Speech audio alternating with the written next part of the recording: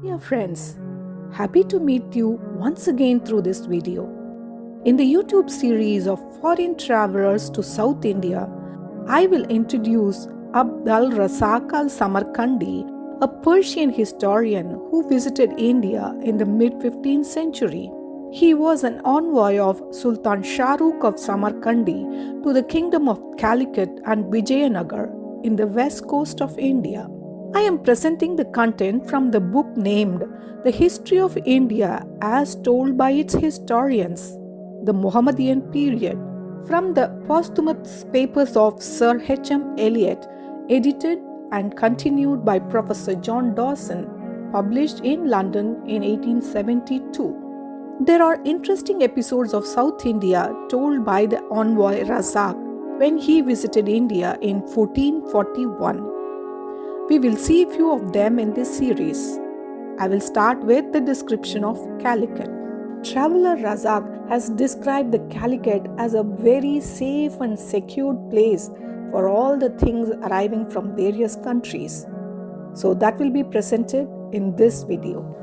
About Calicut. Calicut is a perfectly safe harbor and like that of Hormuz brings together merchants of every city and every country. Here also one finds in abundance rarities brought from maritime countries, especially from Abyssinia, Zirbad and Zanzibar. From time to time ships arrive from the direction of the house of God, Makkah, and other parts of Hijaz and remain at will for some time in this port. It is a city inhabited by infidels and therefore a legitimate object of conquest to us. Several Muslims reside in it. Such security and justice reign in that city that rich merchants bring to it from maritime countries large cargoes of merchandise which they disembark and deposit in the streets and marketplaces and for a length of time leave it without consigning it to anyone's charge or placing it under a guard. The officers of the custom house have it under their protection and night and day keep guard round it. If it is sold, they take a customs duty of 2.5%, otherwise they offer no kind of interference. It is a practice at other ports that if any vessel be consigned to any particular mart, and unfortunately by the decree of the Almighty, it be driven to any other than that to which it is destined, under the plea that it is sent by the winds, the people plunder it. But at Calicut, every vessel, wherever it comes from and whichever way it arrives, is treated like any other and no sort of trouble is experienced by it.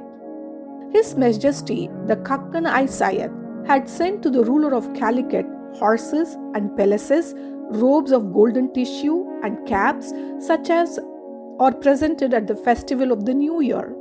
The reason for this was that the ambassadors of that emperor, on their return from Bengal, had been forced to put in at Calicut, and the report which they made of the greatness and power of His Majesty reached the ear of the ruler of that place.